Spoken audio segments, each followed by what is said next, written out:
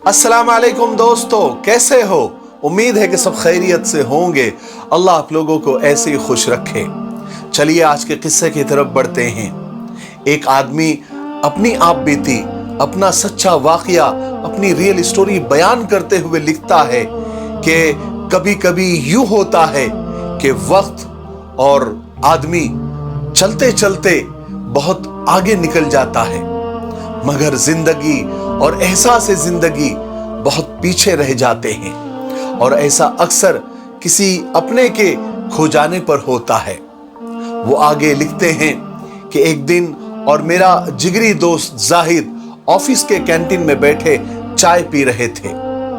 मैंने अपने दोस्त के हर वक्त बुझे बुझे से रवैये की वजह पूछी कि क्या बात है, आप अक्सर बुझे बुझे से रहते हैं।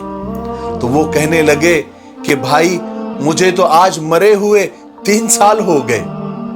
मैंने नजरें उठाकर उनकी आंखों में देखा, जहां इस जुमले के साथ ही दुनिया भर की मायूसी उनके आंखों में उतर आई थी।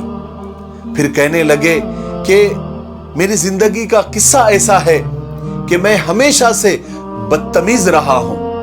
बचपन में स्कूल जाते हुए जिद करना, खाना खाते हुए नखरे करना कि ये नहीं खाना है, वो नहीं खाना है। मुझे याद नहीं कि 5वीं क्लास तक मैंने कभी अपने हाथ से नहाया हो, न कभी अपने हाथ से खाना खाया, न कभी कपड़े पहने, यहां तक कि मैंने कभी अपने हाथ से जूतों की लेस तक बांधी हो। बाप का तो सिर्फ मुझे नाम ही मिला, न कभी उसकी सूरत देखी, न कभी प्यार देखा। भाई का सहारा क्या होता है, बहन की मोहब्बत क्या होती है, मुझे आज तक नहीं मालूम। प्राइमरी, मिडिल, फिर मैट्रिक तक मेरी यही आदत रही कि रात को सोने से पहले किताबें, कापियां, बस्ता, कपड़े वगैरह मेरी तमाम चीजें बिखरी हुई इधर उधर छोड़कर मैं सो जाता था। मगर सुबह आंख खुलते ही मुझे तमाम चीजें बड़े अदब के साथ और सलीके के साथ मुझे रखी हुई मिलती, और बस्ता बड़ी ही नफासत के साथ मुझे टंगा हुआ मिलता। मुझे एक बार नहीं कई बार कहा जाता कि दूध पीकर सोना है, दूध पिए बगैर सोना नहीं, मगर मैं नहीं सुनता था। दूध पीकर नहीं सोता था, लेकिन जब सुबह उठता तो होठ मीठे और मुंह का जायका और टेस्ट बदला हुआ मिलता। पहले पहले तो मुझे पता नहीं चला, मगर आहिस्ता आहिस्ता मुझे पता चल गया कि रात को नींद में ही मुझे दूध पिला दिया जाता है। रात को कभी आंख खुली तो देखा कि बाहर बारिश हो रही है, तो मुझ पर कंबल डाल दिया गया है ताकि मुझे सर्दी न लगे। मुझे हमेशा घर में 2 ही चीजों से हमेशा चिढ़ रही। एक तो 11 से 12 घंटे तक हाथ से चलाई जाने वाली सिलाई मशीन की खटखट वाली आवाज, और दूसरे रोटी के किनारों पर अक्सर घी लगने से रह जाता था। इन 2 ही चीजों से मुझे हमेशा से चिढ़ रही थी। जब भी मुझे ज्यादा पैसों की जरूरत पड़ती और मैं घर में आकर बोलता कि मुझे ज्यादा पैसों की जरूरत है, तो मैं देखता कि घर में सिलाई मशीन की चलने की आवाज जो कि 11 से 12 घंटे आती थी, फिर 16 से 18 घंटे तक पहुंच जाती थी। मुझे याद है मेरे दोस्त, कॉलेज में दाखिले और एडमिशन के वक्त मुझे 1500 रुपए चाहिए थे। मैंने घर आकर बताया कि मुझे कल 1500 रुपए चाहिए, वरना मेरा कॉलेज में दाखिला नहीं होगा। ये मैं कहकर जाकर अपने कमरे में सो गया।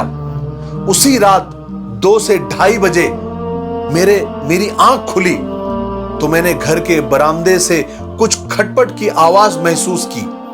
मैं उठा और थोड़ा गौर से सुनने की कोशिश किया तो मुझे महसूस हुआ जैसे कोई घुटी घुटी सिसकियों के साथ रो रहा है।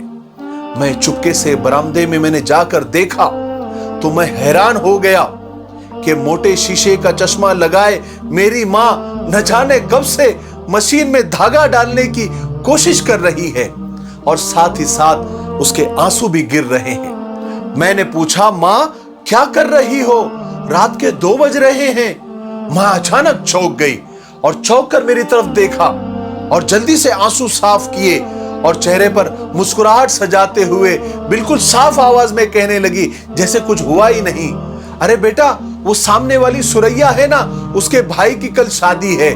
उसने मुझसे कहा कि सुबह तक 2 सूट सिलवा कर दे दो, मैं उसके बदले तुमको 1500 रुपए दूंगी। लेकिन देखो ना ये कमबख्त धागा सुई में जा ही नहीं रहा है, मैं बहुत देर से परेशान हूं। मैं माँ की ये हालत देखकर और रात के 2 बजे तक मेरे लिए 1500 रुपए के लिए काम करते हुए देखकर मेरे तो पैरों तले जमीन निकल गई। मैं ज़ारो कतार रोने लग गया। और उस दिन माँ की हालत देखकर और माँ के आंसू देखकर मुझे ये एहसास हुआ कि मुझे भी कोई छोटा मोटा काम करना चाहिए।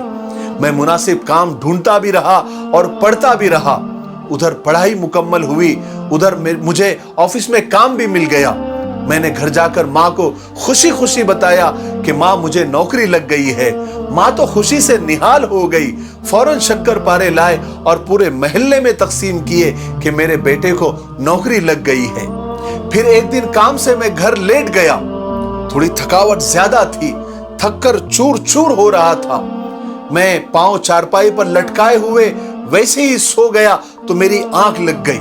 मैं सारी रात ऐसे ही सोया रहा। जब सुबह उठा तो देखा कि मामूल के खिलाफ आज ना जूते मेरे पांव में जैसे कि वैसे ही थे, जूते उतारे ही नहीं गए थे। और जब किचन में गया तो खाना भी बना हुआ नहीं था।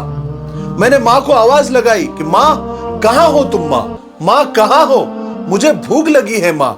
मैंने माँ को तलाश किया, बरामदे में देखा, घर के बाहर देखा, फिर मैं माँ के कमरे में गया तो देखा कि माँ वहां आराम कर रही है। मैं माँ के करीब गया, माँ के पैर दबाकर उठाने की कोशिश की कि माँ उठो, मुझे भूख लगी है माँ। लेकिन माँ है कि उठने को तैयार नहीं। मैंने माँ का सर दबाया, हाथ को हिलाया, पैरों को हिलाया, 1000 मिन्नतें की, 1000 बार चीखा कि माँ उठ जाओ, मुझे भूख लगी है माँ, उठ जाओ। लेकिन मुझे बाद में पता चला कि इस बार मेरी माँ उठने के लिए नहीं सोई थी, अब वो हमेशा के लिए सो गई है। वो मुझे अकेला छोड़कर इस दुनिया से जा चुकी है। मैं क्या कहूं, उस दिन मेरी जिंदगी खत्म हो गई। मैं मेरी माँ के साथ मर गया। मैं जो आज आपको जिंदा नजर आ रहा हूं, ये मैं नहीं हूं, ये मेरी जिंदी लाश है। फिर माँ के मरने के बाद वो घर मुझे कब्रिस्तान जैसा लगने लगा। मैंने वो घर को छोड़ दिया और अब मैं यहां पर किसी गैर के यहां पर अपना काम खुद करता हूं, खाना खुद बनाता हूं, कपड़े खुद धोता हूं, जूतों की पॉलिश खुद करता हूं, अपने कपड़े खुद प्रेस करता हूं। सब मुझे ही करना पड़ता है जो मैंने जिंदगी में कभी नहीं किया। यहां तक कि मैं जूते तक उतारता नहीं था, मेरी माँ मेरे जूते उतारती थी। मेरे शूज के लेस भी मेरी माँ बांधती थी। जिस माँ की मैंने कभी खिदमत नहीं की, जिस माँ को कभी मैंने सुकून नहीं दिया, आज मुझे पता चलता है कि वो मेरी माँ थी, नौकरानी नहीं थी। वो मेरी माँ थी, नौकरानी नहीं थी। और जाहिद अपनी ये दुख भरी कहानी सुनाते हुए ज़ारो कतार रोने लग गया। उसके रुखसारों पर, उसके गालों पर आंसुओं की लड़ी लग गई और रोते हुए कहने लगा कि बाजार में हर चीज मिल जाती है लेकिन माँ का प्यार नहीं मिलता। मुफ्त में तो सिर्फ माँ का प्यार मिलता है, बाकी सब रिश्तों के लिए कुछ न कुछ चुकाना पड़ता है। इसलिए माँ बाप की कदर कर लो। मेरे भाइयों बहनों और दोस्तों, एक बात मेरी याद रखे, ये जो माँ की मोहब्बत होती है ना, ये सब मोहब्बतों की भी माँ होती है। और अपने माँ बाप से कभी ऊंची आवाज में बात मत करो। जिस दिन ये खामोश हो गए ना, उस दिन तुम उनकी आवाज को भी तरस जाओगे। इसलिए माँ के सामने उफ तक मत कहो, उनकी कदर करो। जब ये चले जाते हैं ना, तो रेशम के तकियों पर भी नींद नहीं आती। जब बाप चला जाता है तो कोई हौसला देने वाला नहीं होता, और जब माँ चले जाती है तो कोई दुआ देने वाला नहीं होता। अल्लाह तबारक व तआला जिनके माँ बाप इस दुनिया में जिंदा है, उनको सेहत अता फरमाए, तंदुरुस्ती अता फरमाए और औलाद को उनकी कदर करने की तौफीक नसीब फरमाए। और जिनके माँ बाप इस दुनिया से चले गए हैं, सबको अल्लाह तबारक व तआला जन्नतुल फिरदौस में आला मकाम अता फरमाए اور ان کی اولاد کو اور ان کے اپنوں کو صبر جمیل عطا فرمائے۔ مجھے امید ہے کہ آج کے اس قصے سے، اس ریئل اسٹوری سے اور سچے واقعے سے بہت کچھ سیکھنے کو ملا ہوگا۔ میرے لیے، پوری امت کے لیے اور پوری انسانیت کے لیے خیر کی دعا کرتے رہے۔ السلام علیکم ورحمۃ اللہ وبرکاتہ۔